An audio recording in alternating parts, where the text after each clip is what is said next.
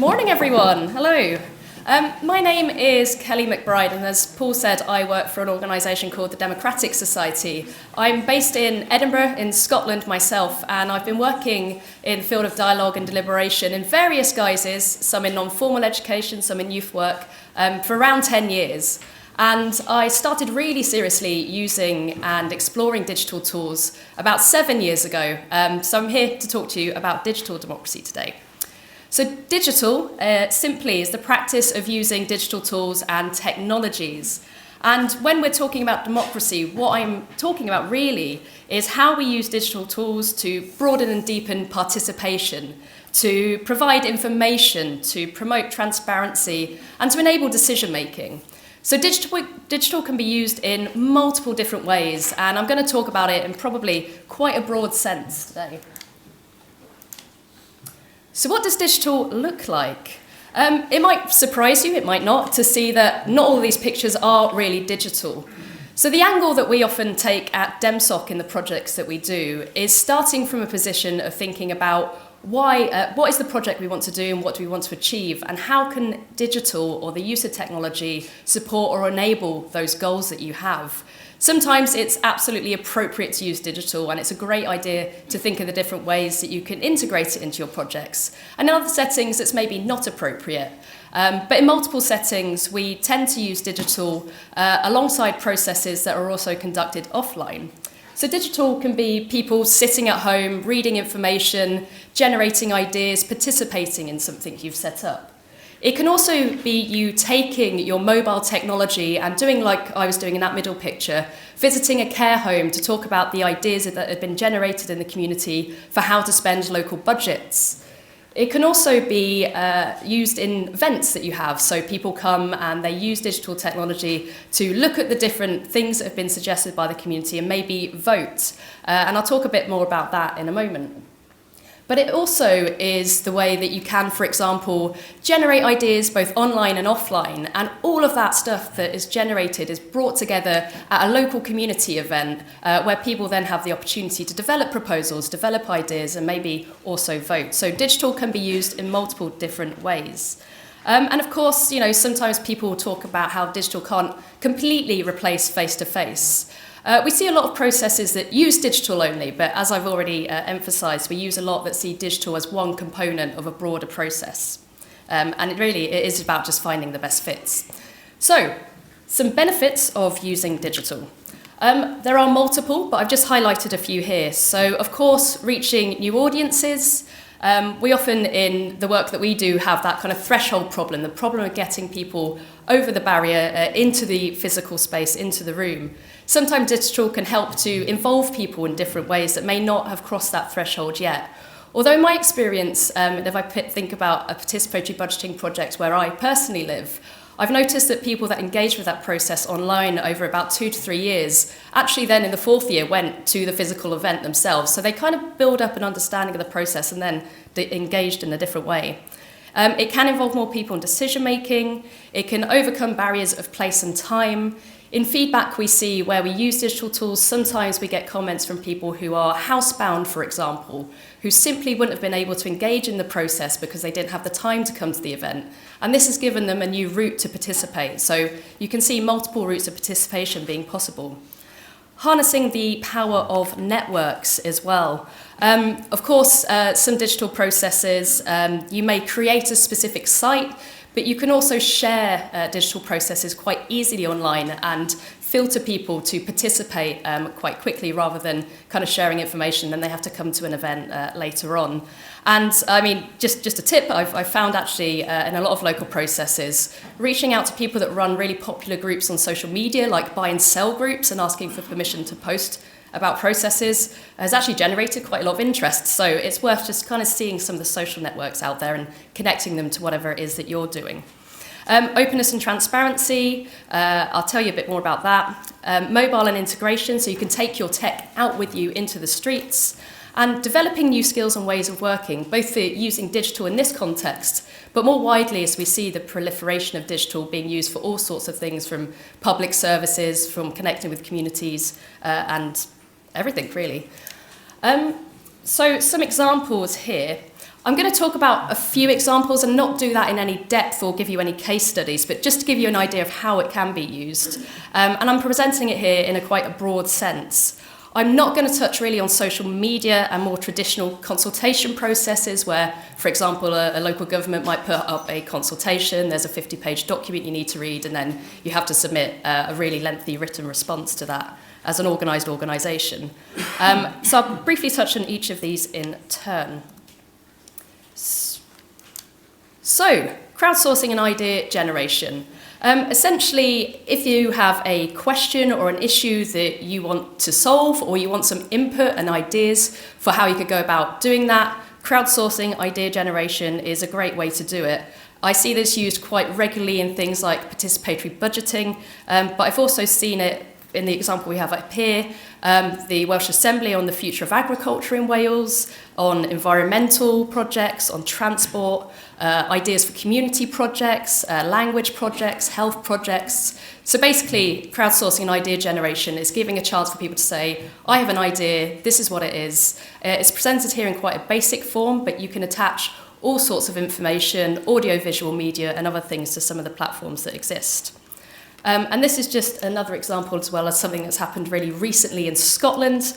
The committee engagement unit there basically used a tool to inform the local government and communities committee on what they should be focusing on for the next period of time. And they had quite a bit of engagement increase by using a digital tool. Another idea is collaborative drafting and proposals. So examples I have up here, one city put up their future plan, which I think was 10, maybe 20-year plan, and they got the public to comment on those draft proposals and also suggest edits that could be incorporated. There was also a space to discuss the proposals and other things. Some people like to use things like Google Docs as well to kind of get some insight, but I'm aware that not everyone likes to use tools like that. But there are some free options out there that you could possibly use if you wanted people to get involved in commenting and improving on different proposals. And another example, it's been used in lawmaking for collaborative online lawmaking. There was a good example from Brazil a few years ago, but it has been used for purposes like that too. So deliberation, and I know that's going to be really at the heart of what we're going to be discussing over the course of the day, I'm sure.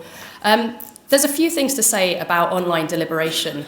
I mean, I think the space that a lot of us use when we're talking about issues online, social media is obviously very popular, but social media isn't necessarily set up to be a site of healthy debates. There are some organisations that have put a lot of work into thinking about how you could structure online spaces to have conversations, to have debates and to deliberate. I've just put a couple of examples up here and maybe you'll be able to see how different this is from something like a popular social media platform. So in this example on the left, an organisation called Citizens Foundation in Ireland have put a lot of thought into this.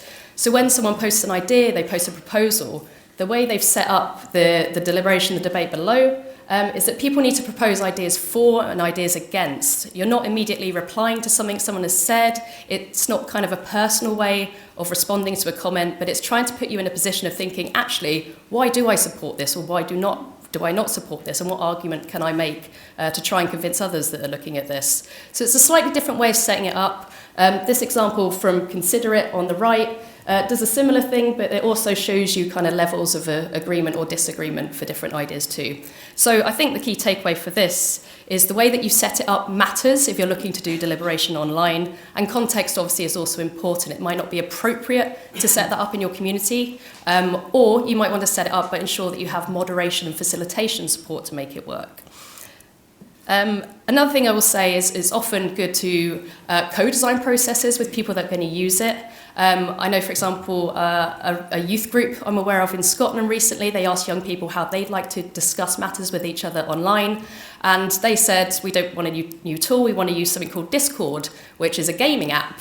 And this was not a gaming youth group at all, but it was a platform that they were already on and familiar with and felt comfortable using to discuss issues. And some of those issues are actually around social justice and others. So participatory budgeting. So digital can be used variously for things like participatory budgeting, which is where communities have a say in deciding how a pot of money is spent, typically at the local level. There's loads of examples from across the world. There are so many now. But in Scotland, we were supporting a digital programme for participatory budgeting, which was funded by the Scottish Government. And I've got a couple of examples quickly here. So this is an example from Dundee. And 112,508 votes were cast in their PB process, which suggested that participants also changed their minds and considered their options quite a lot. And you can see that because you can see which ideas were selected and removed throughout that voting process. They also found that this map was explored over 2,000 times, which suggested that participants thought about the locations about different projects when making their decisions. And you'll see this in a lot of PB projects, that people like to set it up in a way that people consider issues in communities that are not necessarily their own. And that especially comes across in voting.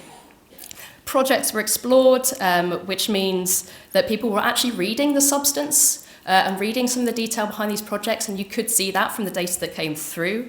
They had loads of PDFs attached to the projects, so people were certainly reading and skimming the high-level stuff, but then they were digging into more detail, which was really interesting to see, because sometimes an argument against digital is, people just go on and they choose whatever, but this demonstrates that's not always the case.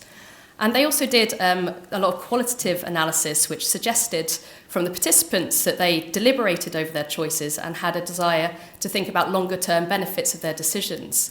And if you see this kind of digital stuff play out in offline spaces, it's really interesting to see the debate it actually generates amongst people.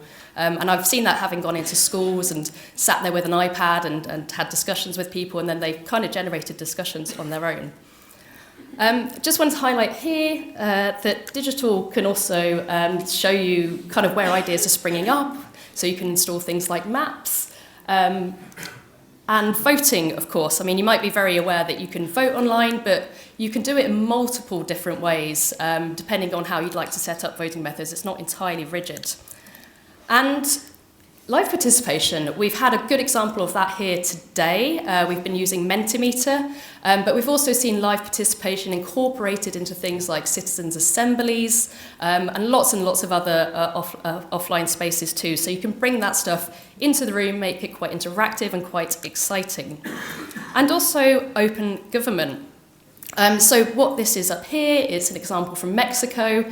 Basically, they have an Open Government National Action Plan, and they use this website to track the progress of those plans. And there's all sorts of kind of widgets and things that you can install to enable you to do that on the websites you currently have or could potentially develop. And open data is a really important part of that.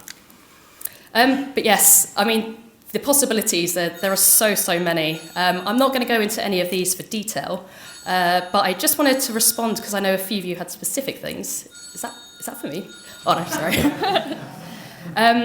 So in France, for example, they had a big citizen consultation across the country, and they used a digital tool as a way to find out what conversations were happening in local places. They were publishing that information so anyone across the country could see what someone somewhere else was saying. And I think there is so much, and I would say still untested potential, to have networked conversations that are supported and enabled by digital as well.